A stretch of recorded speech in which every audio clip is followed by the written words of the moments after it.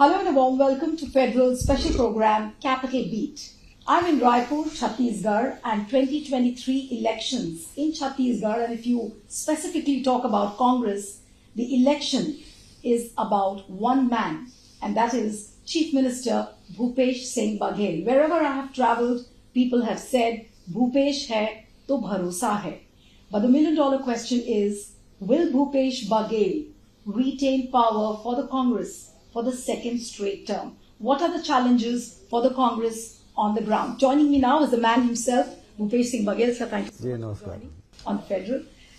Sir, जो मेरा पहला सवाल है आपसे वो यही है कि कैंपेन किस तरीके का शेप अप कर रहा है, और जो बड़ा नेचुरल सा सवाल होता है जिसकी 5 साल की सरकार होती है तो कहा जाता है कि बहुत एंटी इनकम्बेंसी है, लेकिन मैं जिन जिन इलाकों में गई हूँ वहां एंटी इनकम्बेंसी नाम की कोई चीज दिख नहीं रही है. ऐसा क्यों? उसका कारण यही है कि इन 5 वर्षों में बहुत उतार चढ़ाव भी देश ने भी देखा, दुनिया ने भी देखा, और उसमें छत्तीसगढ़ अलग नहीं है.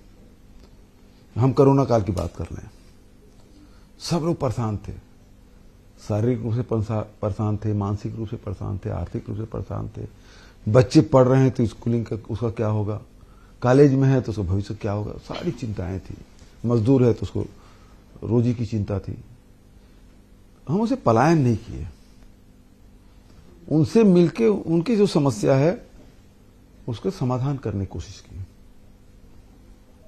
और उसमें सफलता भी मिली. उसी प्रकार से आप देखेंगे किसानों को हम लोगों ने कहा था 25 रुपये पर क्विंटल देंगे, लेकिन भारत सरकार ने अड़ंगा लगाया. चूंकि समर्थन मूल्य से आप ज्यादा दे रहे हैं तो ये बोनस है, और बोनस आप दोगे तो हम कहीं चावल नहीं खरीदेंगे, और चावल भी नहीं खरीदेंगे. साथ ही ये है कि यदि इसी प्रकार से रवैया रहा आपके, तो फिर आपके जो भारत सरकार के और जो सेंट्रल गवर्नमेंट एडेड जो प्रोग्राम चलते हैं उसमें भी हम रोक लगाएंगे. फिर रोक लगाई भी हमारा कोटा कम किया. आखिर में धान जो पैडी है उसको मार्केट में हम ओपन मार्केट में बेचे, जो समर्थन मूल्य से कहीं कम था, 500-700 रुपया हम नुकसान पहुंचा के भी किसानों को नुकसान नहीं होने दिया. तो उसी प्रकार से नौकरी पेशा वाले लोग, 6 राज्य ऐसे थे जो 30% उसके तनख्वाह में कटौती की थी. भारत सरकार ने खुद अपने एमपी के जो मानदेय राशि है उसको बंद कर दिया था, एमपी लेड है उसको बंद कर दिया था, लेकिन हमने ऐसा नहीं किया. तो आपकी इन सारे कदमों से क्या बीजेपी को इतनी ज्यादा इनसिक्योरिटी हो गई थी और इस वजह से उन्होंने आपकी सरकार के ऊपर शिकंजा कसना शुरू किया? तो भाई, अपनी लकीर बड़ी करने के 2 तरीके हैं. या तो सामने वाले की लकीर से अपनी लकीर बड़ी कर लो, या सामने वाले की लकीर को मिटा दो. तो मिटाने की भी कोशिश की, लेकिन वो लकीर कांग्रेस की छत्तीसगढ़ सरकार की इतनी बड़ी है, वो कितना भी मिटा है, लेकिन भारतीय जनता पार्टी की लकीर से छोटी नहीं हो सकती. आपके लिए ये भी कहा जा रहा है, और मैं प्योरली उस बेसिस पे आपसे बात कर रही हूँ जो मैंने महसूस किया है पिछले 4 दिनों में. जहां जहां भी गई हूँ तो उन्होंने कहा कि भाई भूपेश बघेल जी ने तो बीजेपी की गाय छीन ली, गोबर छीन लिया, राम को छीन लिया, और जितने बीजेपी के पास हथियार थे, राष्ट्रवाद को आपने रिप्लेस कर दिया छत्तीसगढ़िया प्राइड से, छत्तीसगढ़ी की अस्मिता से. बीजेपी की जेब आपने नैरेटिव्स के टर्म्स में खाली कर दी है. देखिए, यहां तक कि गाय की बात है, आज उत्तर भारत में कहें तो स्थिति थी, ये खुले में जो मवेशी घूम रहे हैं एक समस्या के रूप में सामने आ गया, क्योंकि फसल बचाना मुश्किल हो गया था, दुर्घटनाएं बढ़ी हुई है. तो उस समस्या का समाधान क्या है? तो उसका समाधान यह है कि गोबर खरीदो, तो जानवर बांध के रखेंगे. उसके लिए गौठान बना दिए, 10,000 से अधिक गौठान बनाए. और उसके साथ साथ जो समस्या है उससे लोगों को रोजगार भी, मतलब गोबर से उसे आय भी हो गया, और गोबर से वर्मी कंपोस्ट बनाया, गो कास्ट बनाया, गमला और दिया बनाया. अभी दीपावली के समय में आप देखेंगे गोबर के बढ़िया से दिया हमारे सेल्फ हेल्प ग्रुप के जो बहनें बनाएंगी, वो घर में बढ़िया वो दिया जगमगाएगा, घर में रोशनी करेगी दीपावली में. तो वो जो समस्या है उसे हमने अवसर के रूप में बदला और लोगों को रोजगार। जो आपकी गोठान की स्कीम है वो बीजेपी ने अपने जो बड़े बड़े आरोप पत्र निकाले हैं उसमें उन्होंने कहा कि देखिए तो बड़ा घोटाला है, ये तो चारा घोटाला से भी बड़ा घोटाला है, इस तरीके की बातें बीजेपी के नेता कह रहे हैं। ऐसा वो क्यों कह रहे हैं? उनका ये कहना है कि ये सारी चीजें पेपर पे एग्जिस्ट कर रही हैं, आप गोठान में जाइए तो वहां गोबर नहीं होगा, ये सारी इस तरीके की बातें बीजेपी के नेता कह रहे हैं। ऐसा क्यों इस तरीके का परसेप्शन बीजेपी बना? अच्छा एक चीज बताइए, गोबर में क्या मिलावट कर सकते हैं आप? गोबर तो गोबर, कहावत भी है, गुड़ गोबर हो गया। अब गोबर में और क्या मिलाइएगा आप? फिर दूसरी बात यह है कि आरोप लगाते हैं, आप तो बोली नहीं लेकिन मैं आपको बता रहा हूं, ये लोग कहते हैं 1360 करोड़ का घोटाला होगा। अब गोबर खरीदी 3 साल में 271 करोड़ का हमने किया, और हर 15 दिन में जो गोबर विक्रेता है उसके खाते में पैसा डाला, ऑनलाइन बैंक में गया। तो इसमें घोटाला करने का अवसर कहां है? जब सीधा पैसा जो हितग्राही उसके खाते में जा रहा है, इसमें गड़बड़ी के चांसेस क्या है? और 1300 करोड़ के घोटाला का आरोप है, गोबर खरीदी 271 करोड़ का हुआ है, उसमें से 300 करोड़ के हमने वर्मी कंपोस्ट बना के बेच दिया। तो आरोप ही मत आधारहीन है। जब गोबर 271 करोड़ हो गए तो 1360 करोड़ का घोटाला कैसे हो जाएगा? लेकिन बघेल साहब, केवल गोठान की बात नहीं है, जो गोठान घोटाला जो बीजेपी बार बार कर रही है, उसके अलावा भी बहुत सारे घोटालों की बीजेपी समय समय पे बात करती रहती है। मैं तो दो तीन बता देता हूं आपको। पहले तो चावल घोटाला नहीं, चावल घोटाला तो कुछ नहीं। चावल घोटाला भारत सरकार खुद आज जांच करके दी। हम पहले FIR कर देते थे, जो चावल जिन जिन दुकानों में कम थी उसको पहले नोटिस थमा दिया, भैया चावल जमा करो और नहीं तो आपके खिलाफ कार्रवाई होगी, थोड़ा और कम कर दीजिए। दूसरी बात यह है, भारत सरकार के एजेंसी मतलब अधिकारी आज जांच करके, तो इसमें तो कोई गलत नहीं हुआ। दूसरी बात, शराब घोटाला। शराब घोटाला में आरोप लगाया कि 2168 करोड़ का घोटाला हो गया। अब 2168 करोड़ का घोटाला, तो जितने आरोपी हैं उसके संपत्ति, चल अचल संपत्ति, पैतृक संपत्ति, सबको जोड़ के उन्होंने 200 करोड़ की संपत्ति सीज की। और आरोप कितना लगाया? 2168 करोड़ का। तो आपके आंकड़े मैच नहीं कर रहे हैं और 3 साल से जांच कर रहे हैं। तो आप केवल राजनीतिक द्वेष पर ये आंकड़े दे रहे हैं। उसमें और मजेदार इंटरेस्टिंग बात है, उन्होंने कहा होलोग्राम, नकली होलोग्राम लगाया गया। तो मेरा सवाल ये है कि होलोग्राम यदि लगता कहाँ है? जब बाटलिंग होगी, फैक्ट्री में होगी, तो कौन लगाएगा? सबसे पहले आरोपी कौन होगा? फैक्ट्री मालिक होगा। उसके हाथ छापा डाले आप। लेकिन एक जो है उसके 56 करोड़ की ज्वेलरी पकड़ी गई, उसको सीज नहीं किए, बैंक खाता सीज नहीं किए, उसको आरोपी नहीं बनाए, उसको गिरफ्तार नहीं किए। तो इसका मेरा आरोप अभी ये है, सेलेक्टिव टारगेटिंग नहीं, सेलेक्टिव टारगेटिंग तो है ही। आपके लेन देन हो गए तभी आपने कार्रवाई नहीं की उन पे। क्या लेन देन हुआ ये बताएं, अब इसकी जांच कौन करेगा?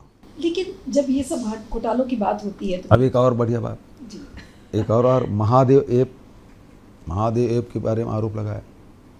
एक FIR शायद आंध्र या तेलंगाना में है, और हमारे यहाँ सबसे पहले हुआ, और 450 लोगों की गिरफ्तारियां हुई उसमें।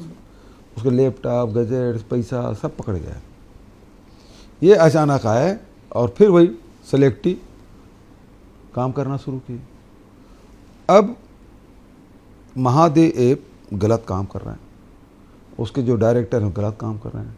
वो विदेश में रहते हैं, हम सर्कुलर, लुकआउट सर्कुलर जारी कर दिए। गिरफ्तार करने की जिम्मेदारी किसकी है? विदेश में भारत सरकार की। महादेव ऐप राज्य सरकार उसको बंद करने के उसको अधिकार नहीं है, उस बंद करने का अधिकार केवल भारत सरकार को है। आप नहीं कर रहे हैं, इसका मतलब ये है कि आप कुछ लेन देन हो चुका है आपका, तभी आप उसके खिलाफ कार्रवाई नहीं कर रहे हैं। लेकिन एक आरोप जो बीजेपी बार बार जिसके बारे में सब मीडिया जर्नलिस्ट को बताती है कि भाई बघेल साहब के जो करीबी लोग हैं उनको देखिए जेल हो गई है, उनको तो बेल भी नहीं मिल रही है। तो आखिर क्या वजह क्या है कि उनको बेल क्यों नहीं मिल पाई अभी तक? सुप्रीम कोर्ट और हाई कोर्ट भी अगर उनको बेल नहीं दे रहे हैं, तो जिस तरह से आरोप बीजेपी लगा रही है और पब्लिक मीटिंग में इस चीज़ को लेकर बात कर रही है, भ्रष्टाचार को लेकर, तो वो आरोप कितने सही है? देखिए, ये जो कानून बना है PMLA एल ए क्या बोलते हैं, PLA में जी, क्या PLA, जो हाँ। हाँ, वो कानून ही गलत बना है। आप देखेंगे हत्या के जो आरोपी है, यदि चालान प्रस्तुत हो गया उसको भी बेल मिल जाती है, लेकिन ये मनी लॉन्ड्रिंग का केस है और उसमें कोई भी केस में बता दीजिए जिसमें साल भर या 1.5 साल या 2 साल में किसी की जमानत हुई हो, कितने लोगों की जमानत हुई अभी तक की, और आरोप सिद्ध नहीं हुआ तो क्या कोर्ट उन जो जांच अधिकारी उनके खिलाफ कार्रवाई करेगी क्या? जब इतना मतलब इतना अधिकार आपने दिया है, जी। आपने मतलब जो मनी लॉन्ड्रिंग हुआ ही नहीं है और उसमें केस बना के अंदर आपने कर दिया और उसको जमानत नहीं मिली, ना लोअर कोर्ट, ना हाई कोर्ट, ना सुप्रीम कोर्ट, क्योंकि आपने कानून इस प्रकार से बनाया हुआ है, उसमें कोई चांसेस नहीं है। तो इसके कारण से भयादौन हो रहा है। एक मजेदार घटना घटी, यहां ईडी के अधिकारी के यहां चोरी हो गई, अच्छा। राशि बड़ी थी, लेकिन वो FIR नहीं करा रहा है, तो इसकी जांच कौन करेगा? आज भयादोहन हो रहा है इसका। अब पूरे देश में लूट मचा के रखे हैं। आज इस अधिकार का भाई कोई भी मान लो बारूद जिसने बनाया था तो सकारात्मक सोचा था, लेकिन जब नुकसान पहुंचना शुरू हुआ तो उसके नकारात्मक पहलू भी है। एटम बम बना तो उसके सकारात्मक भी नकारात्मक भी। ये जो कानून है जी। उसका इतना भयादोहन हो रहा है पूरे देश में, कोई बोल नहीं रहा है। हम जैसे दुस्साहसी लोग हैं जो बोल पा रहे हैं, लेकिन ये है कि दुस्साहस कितने दिन रहेगा ये भी मैं नहीं जानता। लेकिन जो बीजेपी के नेता वो यही बोलते हैं कि कांग्रेस की जितनी भी सरकार है उसमें सबसे भ्रष्ट सरकार भूपेश बघेल की है, इस तरीके की वो बातें करते हैं। अच्छा, ये बीजेपी के बता, नेता। जनता से बढ़त कोई नहीं है ना। और दूसरी बात ये बता दी, पूरे देश में बहुत सारी सरकारें काम कर रही है। मेरा छोटा राज्य है, मैंने 5 साल में 1,75,000 करोड़ रुपया सीधा आम हितग्राहियों के खाते में पैसा गया है। भ्रष्टाचार की गुंजाइश क्या है? जब हमारा बजट जब सरकार बनाया तो 85 लाख करोड़ का था, अभी जाके 1 करोड़ 20 लाख मतलब 120 करोड़ का बना है। तो इसमें जब 1 लाख करोड़ की जो बजट है उसमें आप हर साल का जैसे 2.25 लाख करोड़ रुपए डायरेक्ट ट्रांसफर किया है, तो इसमें कहाँ भ्रष्टाचार, सबसे ज्यादा भ्रष्टाचार कैसे हो सकता है? खैर, लोगों के बीच तो आपकी बहुत ही एक लोकप्रिय छवि है। अब भ्रष्टाचार को दूर रखते हैं, कुछ राजनीतिक सवाल पर आ जाते हैं। समय कम है, आप थके भी हुए हैं कि असली चुनौती कांग्रेस को ऐसा लगता है कि जो ट्राइबल एरियाज हैं और खासकर जहाँ पर ट्राइबल्स की जनसंख्या ज़्यादा है वहाँ पर ये कहा जा रहा है कि थोड़ा सा रिजेंटमेंट कांग्रेस के खिलाफ दिख रहा है। SC/ST पॉपुलेशन में दलित्स को लेकर उनको लगता है कि राइट्स की बात ठीक से नहीं कही जा रही है। पीसा का कानून है, उसको कहा गया कि आपकी सरकार ने डाइल्यूट कर दिया है। क्या आपको लगता है कि SC/ST की जो पॉपुलेशन है वो वाकई में थोड़ा गुस्सा दिखा सकती है कांग्रेस के प्रति? बिल्कुल नहीं, क्योंकि आप जो कह रहे हैं पहले उसके बारे में बोल देता हूँ। जो आखिरी में जो सवाल पेशा कानून के बारे में, पेशा नियम ही हमने लागू किया तो डाइल्यूट करने का सवाल ही नहीं उठता। भारत सरकार ने पेशा कानून बनाया 1996 में, 1996 में, और उसके जो रूल्स बनने थे वो पिछले सरकार ने बनाए ही नहीं। जो भी सरकारें रही नहीं बनाया, हमने बनाया है। तो जब हमने बनाया तो डाइल्यूट कैसे हो गया? नहीं, वो कहते हैं कि ग्राम सभाओं की जो ताकत है, जिनकी पावर है, उसको कम किया गया। कोई पावर नहीं कम किया, जो अधिनियम में है उसके हिसाब से। और फिर कम करना ज़्यादा करना तो वो तो ट्राइबल एडवाइजरी कमेटी है, उसके अधिकार क्षेत्र में। लेकिन अभी तो मतलब ये है कि ट्रेनिंग प्रोग्राम ही चल रहा है, कमेटियां बन रही है, और वो सारे जो जो काम करने हैं वो सारी गतिविधियां शुरू हुआ है, तो उसमें कम ज़्यादा कहाँ से हो गया? दूसरी बात ये है, यदि ट्राइबल के खिलाफ में, यदि ट्राइबल हमसे नाराज होते, ऐसा कर रहे हैं, तो आज नक्सलवाद सिमट क्यों गया है? क्योंकि वही आदिवासी क्षेत्रों में थे। यदि हमसे नाराज होते तो नक्सलवाद तो और बढ़ता। हमारी सरकार से खुश है और ये महसूस करते हैं सरकार हमारी सरकार है, इस कारण से मेन स्ट्रीम में लोग आए और इस कारण से नक्सलवाद सिमट गया। बीजेपी जैसे बहुत कॉन्फिडेंट लगती है कि उन ट्राइबल इलाकों में उसको 8 या 9 सीटें, 20 सीट्स का जो पहले फेज का चुनाव है उसमें 9 सीटें कम से कम वो जीत सकते हैं। तो कहीं ना कहीं तो वो कांग्रेस की सीटें कहीं उस इलाके में कम हो रही होंगी। वो मुंगेरी लाल के हसीन सपने हैं। अच्छा, ऐसा कुछ नहीं हो रहा है। जो हमारी जितनी सीटें थी वो फिर से वापस आएगी। अब एक सवाल जो कि सबके मन में है, नेशनल मीडिया के मन में भी है कि टीएस सिंहदेव और आपके बीच में जो चल रहा था कि भाई वो सीएम बनेंगे, एक रोटेशनल फॉर्मूला होगा, लेकिन अचानक चुनाव पास आते आते ऐसा कौन सी घुट्टी आपने पिलाई है कि अब सब कुछ ठीक चल रहा है, और ऐसा कौन सा उनको एश्योरेंस दिया गया कि वो भी अब एकदम शांत हो गए, सब कुछ कांग्रेस में ठीक हो गया? ये तो लीडरशिप, ऐसा कौन सा ये क्रेडिट तो लीडरशिप को देना चाहिए हमको। लीडरशिप ने इस प्रकार से उसको डिप्टी सीएम बनाया और सब मिलके काम। पहले भी हम लोग को संबंध मधुर ही रहे हैं, कभी संबंधों में खटास नहीं रहा है, लेकिन अब ये है कि बहुत सारे लोग हैं बनना चाहते हैं, सबकी इच्छाएं होती हैं, तो फिर मीडिया ने थोड़ा ज़्यादा हवा दे दिया। लेकिन बात वैसी नहीं थी जो दिखाई दे रहा है। हम लोगों को पहले भी अच्छे संबंध थे, आज भी हैं। अभी टिकट वितरण हो गया, कितना बढ़िया टिकट वितरण हुआ। कहीं कोई ऐसा सुनाई दिया क्या कि बहुत तनाव हुआ, झगड़ा हुआ? स्मूथली सब टिकट वितरण हो गया। यदि तनाव हमको बीच में संबंध खराब होता तो टिकट वितरण ऐसा हो जाता क्या? संबंध अच्छे हैं, इस कारण से सब अच्छा हो गया। आपके बारे में ये भी कहा जाता है कि भूपेश जी पिछले 5 सालों से इस तरह से काम कर रहे हैं कि वो हमेशा 5 साल हर दिन उन्होंने चुनावी मोड में काम किया है, बिल्कुल जैसे कि प्रधानमंत्री नरेंद्र मोदी रेस्ट नहीं लेते। पिछले 5 सालों से आप भी उसी मोड में काम कर रहे हैं, लेकिन उससे ये हुआ है और लोगों को लगता है कि आपका जो कद है वो कांग्रेस के पंजे से ज़्यादा बड़ा कद हो गया है छत्तीसगढ़ में। ना, ये गलत बात है, क्योंकि मेरी पहचान कांग्रेस पार्टी से, और मैं जितना मतलब लोगों से जुड़ूंगा और लोग मुझसे जुड़ेंगे तो कांग्रेस को ही फायदा होना है। मैं कांग्रेस से बाहर तो हूँ नहीं, और कांग्रेस से बाहर मेरा कोई वजूद नहीं है। तो जो कुछ है वो कांग्रेस से मिला है, और जो मेहनत कर रहा हूँ वो कांग्रेस का है, तो इसमें तो कोई बात ही नहीं। तो छत्तीसगढ़ में टक्कर आपकी किससे है इस बार? मोदी जी से टक्कर है? रमन सिंह तो कहीं नजर नहीं आ रहे हैं, दूर दूर। आपकी टक्कर किससे है? आप किससे भय लगता है कि आपका मैं भय तो किसी राजनीतिक दुश्मन आपका है? मैडम एक चीज है, भय तो मुझे किसी से नहीं लगता। नहीं, लेकिन राजनीतिक दुश्मन, हाँ, यदि प्रतिद्वंदी कहें तो वैसे बोलो तो भारतीय जनता पार्टी है। लेकिन ये सारे टिकट वितरण अगर हम देखेंगे तो रमन सिंह ने बहुत चालाकी से सारे अपने लोगों को टिकट दिला दिया, और तो अपने भांजा भांजी तक तो टिकट दिला दिया लाइन से। रमन सिंह खुद लड़ रहे हैं, बगल के सीट में उसको भांजा है, उसके बगल सीट में उसको भांजी है। जो वो करते हैं, जब मुख्यमंत्री रहते वो नहीं दिला पाए अपने परिवार के 3 लोगों को, लेकिन लाइन से तीनों विधानसभा, राजनांदगांव, खैरागढ़, पंडरिया, एक परिवार के 3 सदस्य लड़ रहे हैं। लेकिन चुनौती क्या है इस चुनाव में आपके लिए सबसे बड़ी?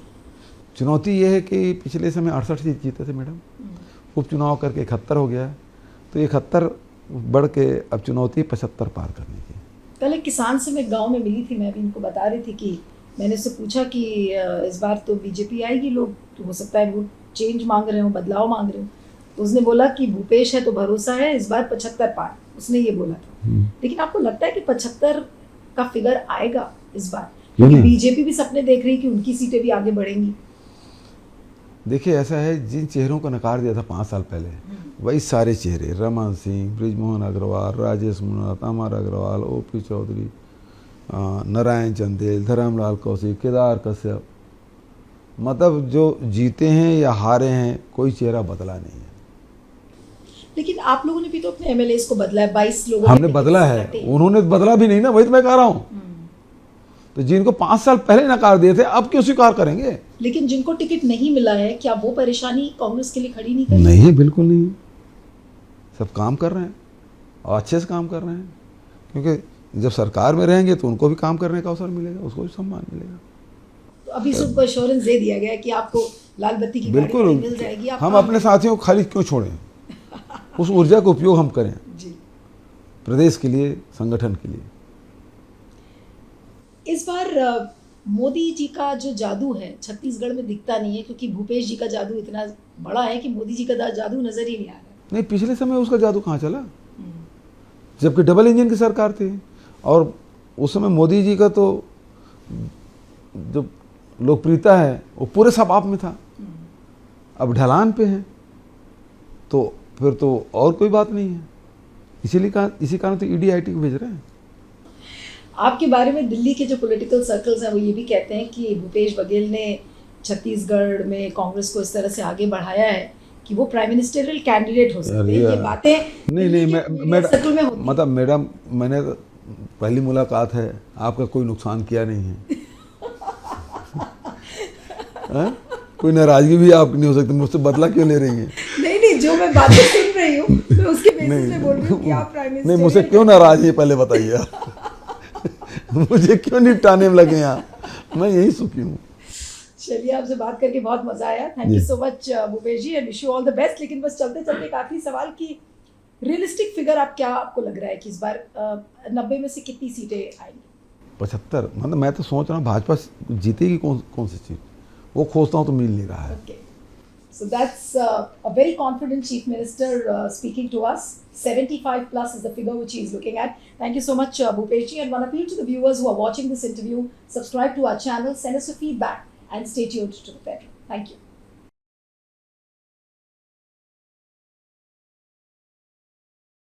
Subscribe to the Federal's YouTube page for more news and updates.